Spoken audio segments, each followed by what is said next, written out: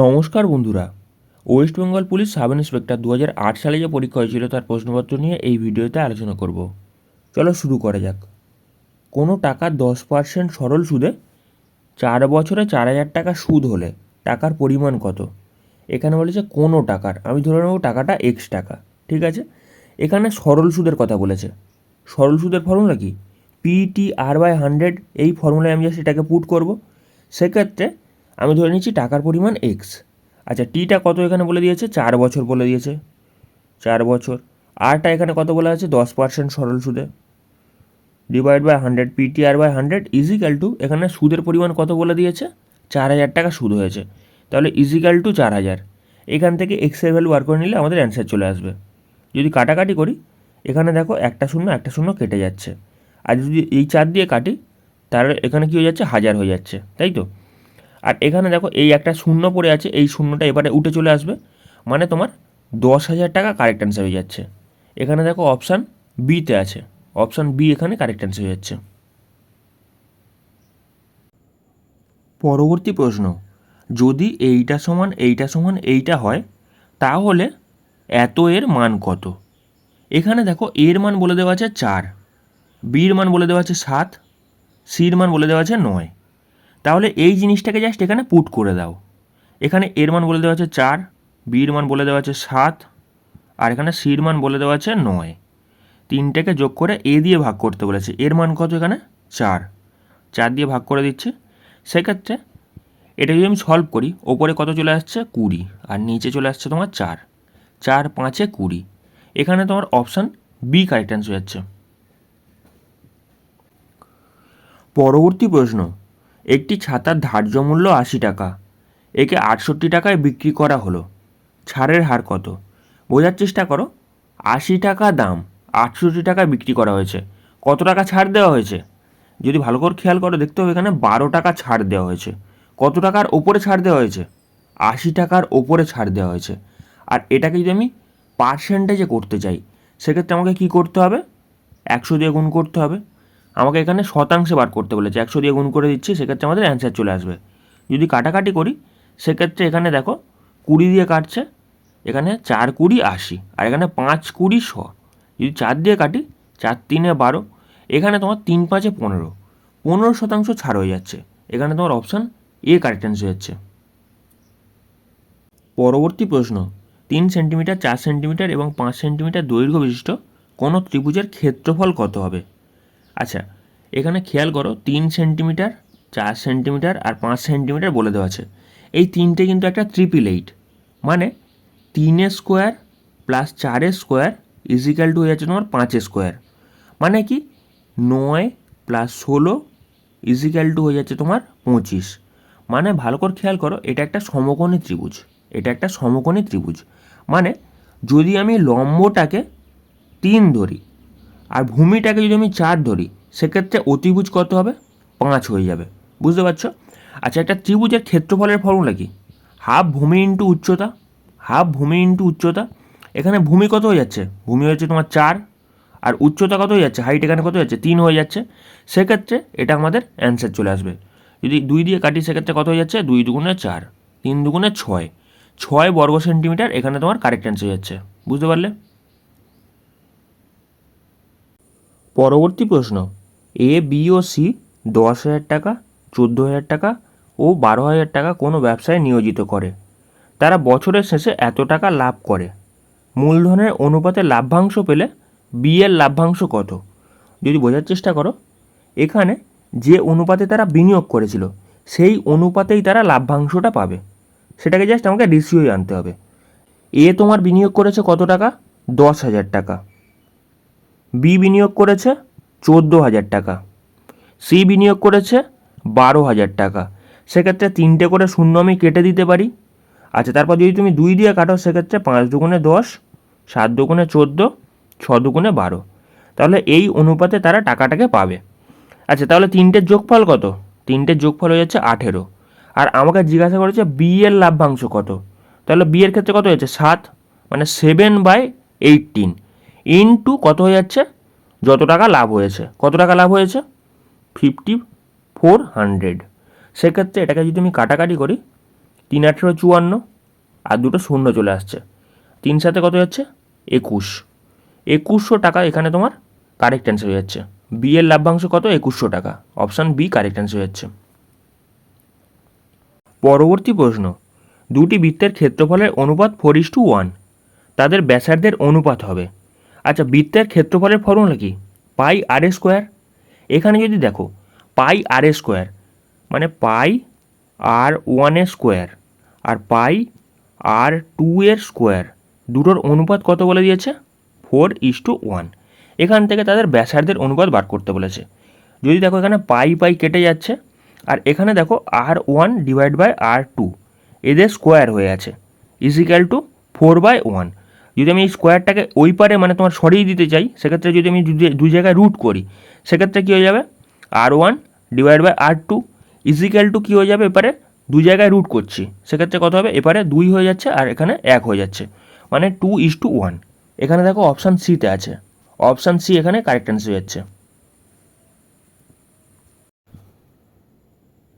কোনো দোকানদার কোনো বস্তুর দাম প্রথমে 25%, পরে 20% বাড়ালো, বস্তুটির দাম মোট শতকরা কত বাড়লো? প্রথমে আমি ধরে নেব কোনো বস্তুর দাম 100 টাকা, সেটাকে যদি 25% বাড়ানো হয় তাহলে সেটার দাম কত হবে? 125 টাকা। সেটাকে তারপরে কি বলেছে? 20% আবার বাড়িয়েছে, মানে এই 125-এর 20% বাড়ানো হয়েছে। 125-এর 20% কত হবে? এখানে দেখো 10% হয়ে যাচ্ছে 12.5, আর এটাকে যদি আমি 2 দিয়ে গুণ করে দিই, সেক্ষেত্রে এটা 20% হয়ে যাচ্ছে। তাহলে কত যাচ্ছে? 12 দুগুণে 24, একে 25, মানে এখানে 125-এর সাথে আমাকে 25 যোগ করতে হচ্ছে, মানে কত হয়ে যাচ্ছে? 150 হয়ে যাচ্ছে, তাই তো? বস্তুটির দাম ছিল প্রথমে 100 টাকা, তারপরে সেটাকে দুবার বাড়ানোর পর দাম কত হয়ে গেছে? 150 টাকা। তার মানে কত বেড়েছে? 50% বেড়েছে। এখানে তোমার অপশান সি কারেক্ট অ্যান্সার হয়ে যাচ্ছে। তুমি এটাকে আর কীভাবে করতে পারো? একটা ফর্মুলা ছিল A+B+AB/100, এই ফর্মুলায় পুট করে দিতে পারো। সেক্ষেত্রে 25 + 20 + 20 × 25/100, সেক্ষেত্রে এটাকে সলভ করে নিলেও ওই একই জিনিসই আসবে।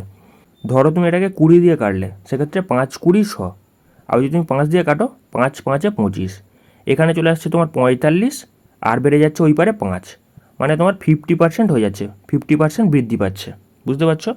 এখানে তোমার অপশান সি কারেক্ট অ্যান্সার হয়ে যাচ্ছে। পরবর্তী প্রশ্ন, 3 জন পুরুষ অথবা 6 জন স্ত্রীলোক আলাদাভাবে একটি কাজ 20 দিনে করতে পারে। 12 জন পুরুষ ও 8 জন স্ত্রীলোক ওই কাজটি কত দিনে করতে পারবে? ভালো করে খেয়াল করো, এখানে বলেছে 3 জন পুরুষ অথবা 6 জন স্ত্রীলোক, মানে দুজনের এফিসিয়েন্সি সমান। 3 জন মেল = 6 ফিমেল, তাহলে মেল বাই ফিমেলের এদের এফিসিয়েন্সি রেশিও কী হয়ে যাচ্ছে? তাহলে এফিসিয়েন্সি রেশিও তোমার চলে আসছে 6/3, মানে 2:1। এদের এফিসিয়েন্সি রেশিও কত চলে আসছে? 2:1। যেখানে তুমি পুরুষ দেখতে পাবে সেখানে 2 দিয়ে গুণ করে দেবে, যেখানে তুমি মহিলা দিয়ে করতে চাও তাহলে সেখানে তুমি কী করবে? 1 দিয়ে গুণ করে দেবে। আচ্ছা, এখানে দেখো তুমি যদি পুরুষ ধরে করতে চাও, মাঝখানে অথবা আছে, তাহলে তুমি এইটা নেবে না। আর যদি তুমি মহিলা ধরে করতে চাও তাহলে তুমি পুরুষটাকে নেবে না। ঠিক আছে, আমি যদি পুরুষ ধরে করি, সেক্ষেত্রে 3 জন পুরুষ এর এফিসিয়েন্সি কত? 2 × 2। আচ্ছা, এরা কতদিন কাজ করেছে? 20 দিন কাজ করেছে, মানে ইনটু হয়ে যাচ্ছে কত? 20। এখানে বলেছে 12 জন পুরুষ ও 8 জন স্ত্রীলোক ওই কাজটি কতদিনে করবে। যেহেতু পুরুষ বলেছে, এখানে তাহলে ইনটু কত হবে? ইনটু হয়ে যাচ্ছে তোমার 2। পুরুষ এখানে 2 দিয়ে গুণ করতে হচ্ছে, বুঝতে পারছো? আর এখানে স্ত্রী বলেছে, স্ত্রীর ক্ষেত্রে কত দিয়ে গুণ করবে? 1 দিয়ে গুণ করবে। ঠিক আছে, এখানে ভালো করে খেয়াল করো। তাহলে এখানে কী হয়েছে? 12 × 24, আর এখানে 8 × 8, দুটোকে যোগ করলে কত যাচ্ছে? 24 আর 8 যোগ করলে কত যাচ্ছে? 32 হয়ে যাচ্ছে। তাহলে = 32 × x। বুঝতে পারছো? এরা x দিনে করতে পারবে, আমি ধরে নিচ্ছি x দিনে করতে পারবে। তাহলে এটাকে যদি আমি সলভ করি, সেক্ষেত্রে আমাদের অ্যান্সার চলে আসবে। কাটাকাটি করো, 2 দিয়ে যাচ্ছে, 16 দুগুণে 32। আচ্ছা, এবার যদি 4 দিয়ে যায়, 4 × 5 = 20, আর এখানে 4 × 4 = 16, মানে 3 × 5 = 15, ডিভাইড বাই কত হয়ে যাচ্ছে? 4। তাহলে যদি আমি এটাকে সলভ করি, সেক্ষেত্রে 3 × 4 = 12, 3 × 4, মানে এতদিন সময় নেবে কাজটা কমপ্লিট করতে। এটা গেল 1 নম্বর প্রসেস। সেকেন্ড প্রসেসটা তোমরা ভালো করে খেয়াল করো, এটা পরীক্ষার খাতায় তোমরা অ্যাপ্লাই করবে। এখানে 3 জন পুরুষ 6 জন স্ত্রীলোক বলেছে, 3 জন পুরুষ 6 জন স্ত্রীলোক, এরা কতদিন কাজ করেছে? 20 দিন কাজ করেছে।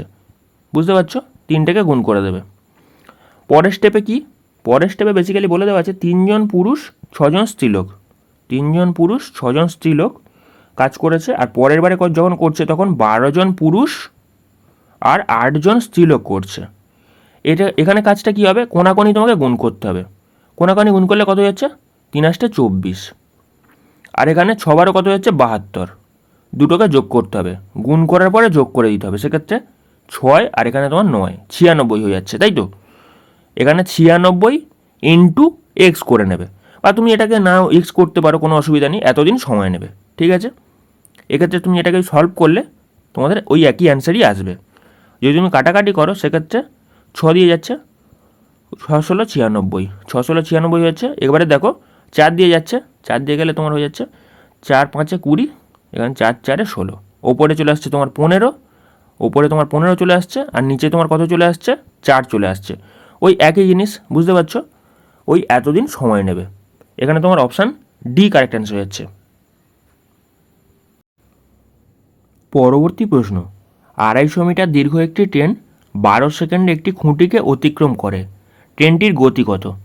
এখানে যদি বোঝার চেষ্টা করো, একটা ট্রেন আছে, সেই ট্রেনটা একটা খুঁটিকে অতিক্রম করছে। যদি অতিক্রম করে, ট্রেনটা কি করছে? তার নিজের ডিস্ট্যান্সটাকে অতিক্রম করছে। ট্রেনটা তার নিজের ডিস্ট্যান্সটাকে অতিক্রম করছে।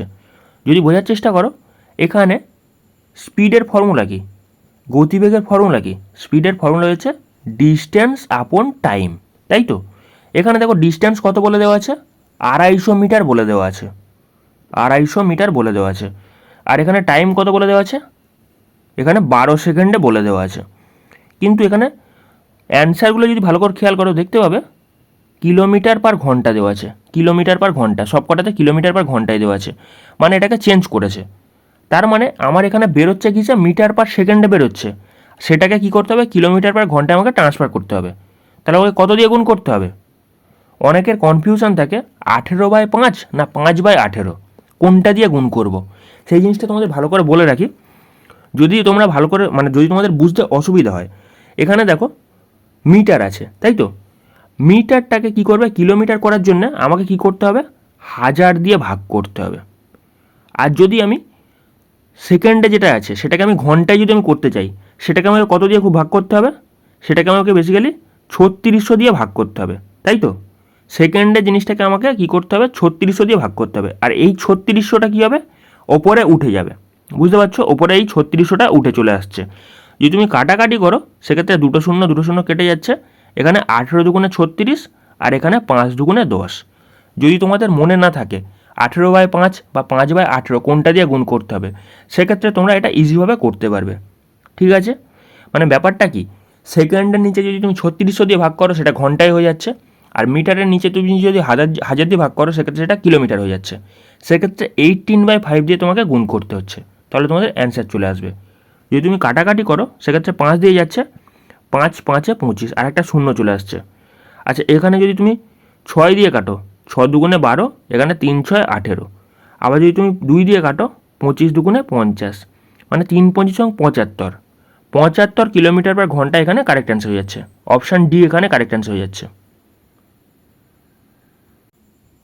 পরবর্তী প্রশ্ন, একটি 2 অঙ্কের সংখ্যা ও অঙ্কদ্বয়ের পরিবর্তন করলে পরিবর্তিত সংখ্যার অন্তর্ফল 27, অঙ্কদ্বয়ের যোগফল 7, 2 অঙ্কের সংখ্যাটি হবে। যদি বোঝার চেষ্টা করো, এখানে দুটো সংখ্যার যোগফল 7 বলে দিয়েছে, আর দুটো সংখ্যাকে যদি আমি এক্সচেঞ্জ করি, মানে ধরো 43 আছে, এটাকে আমি 34 করি, এই দুটোর ডিফারেন্স কত বলেছে? 27 হবে, বুঝতে পারছো? এইরকমই 27 হবে। আর একটা জিনিস তোমরা খেয়াল করবে, এখানে পরিবর্ধিত বলেছে, মানে আগে যেই সংখ্যাটা ছিল সেটা ছোট ছিল, পরবর্তীকালে সেটা চেঞ্জ করার পর সেটা বেড়ে গেছে, পরিবর্ধিত হয়েছে, বুঝতে পারছো? তাহলে সংখ্যাটা আমাকে কত জিজ্ঞাসা করেছে। এখানে যদি দেখো 25কে নিই, যদি আমি 25কে যদি আমি নিই, সেক্ষেত্রে সেটা বেড়ে কত হয়েছে? 52 হয়েছে, বুঝতে পারছো? তাহলে ডিফারেন্স কত? এখানে ডিফারেন্স দেখো 7, আর এখানে তোমার 2, মানে 27 ডিফারেন্স। হ্যাঁ, চলে আসছে, মিলে যাচ্ছে। মানে আগে যে সংখ্যাটা ছিল সেটা 25 ছিল, পরে সেটা বেড়ে কত হয়েছে? 52 হয়েছে, বুঝতে পারছো? যার কারণে এখানে তোমার অপশান বি কারেক্ট অ্যান্সার হয়ে যাচ্ছে। পরবর্তী প্রশ্ন, কোনো ছাত্রের 4টি বিষয়ের প্রাপ্ত মানের গড় বলে দিয়েছে 75, মানে 4টে বিষয় সে 75 করে পেয়েছে, তাই তো? 75, 75, 75, 75, 4 জায়গায় সে পেয়েছে। যদি ছাত্রটি পঞ্চম বিষয়ে 80 পায়, তাহলে নতুন গড় কত হবে? তার মানে এখানে দেখো, এখানে বেসিক্যালি কী হয়েছে, 80 পেয়েছে, মানে আমি ধরে নেব 75 পেয়েছে, আমি ধরে নেব সে 75 পেয়েছে, ঠিক আছে। আর কত এক্সট্রা পড়ে আছে? 5 এক্সট্রা পড়ে আছে, মানে এখানেও 1 দিয়ে দিলাম, এখানেও 1 দিয়ে দিলাম, এখানে 1, এখানে 1, এখানে 1। যদি আমি 5 জায়গায় 5 দিয়ে দিই, সেক্ষেত্রে গড় 1 বাড়বে, সেক্ষেত্রে তোমার অপশান সি কারেক্ট অ্যান্সার হয়ে যাবে।